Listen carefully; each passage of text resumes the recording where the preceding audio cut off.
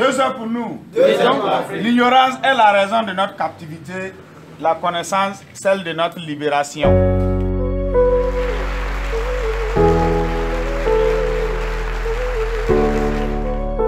Ce jour, comme nous l'avons célébré l'an passé, c'est un jour marquant la reconnexion de jeunes Africains ne jurant pas que par l'esprit de leurs ancêtres.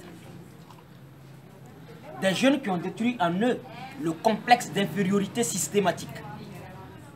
Parce que ces jeunes ne se reconnaissent plus à un nom, à un baptême imposé. Ces jeunes, c'est une catégorie de personnes qui sont exclusivement bâtis sur la science de Firmin Aténor, qui répondait le premier à Gobineau, qui a thésé sur l'inégalité des races. Et Firmin Aténor, qui le premier précédera Cheikh Anta Diop, parlera de l'égalité des races.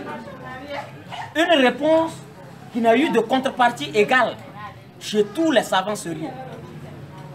Et il a démontré de l'égalité des races qu'aucune civilisation, aucun être n'était supérieur ou inférieur à un autre.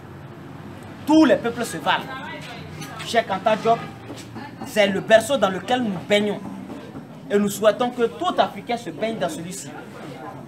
Et si vous voyez que beaucoup d'Africains sont encore improductifs, c'est lié au fait qu'ils ne se sont pas encore appropriés la science africaine. Ils ne sont pas encore allés à la source de Cheikh Anta Diop, de Joseph Kizerbo, de Philippe Omoundé, de Lasconi. Ils ne sont pas encore allés à la source de Jean-Paul Pougoula. C'est des gens tout simplement qui ne visitent pas le cadre 2 heures pour nous, 2 heures pour l'Afrique.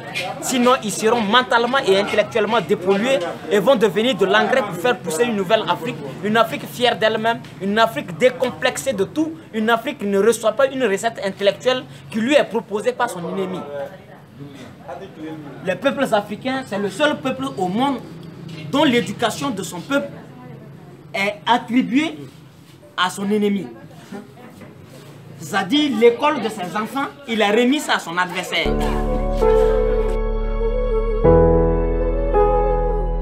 Ce document, c'est la Bible ou la parole de Dieu incarnée.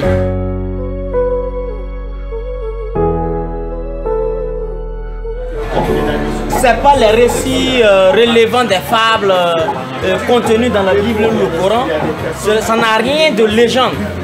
D'un point de vue de la rigueur intellectuelle, la Bible et le Coran sont des documents qui sont une compilation de légendes, c'est-à-dire de mythes, de faits qui relèvent de l'imaginaire et qui n'ont jamais été des faits matériels constatables dans aucune région du monde.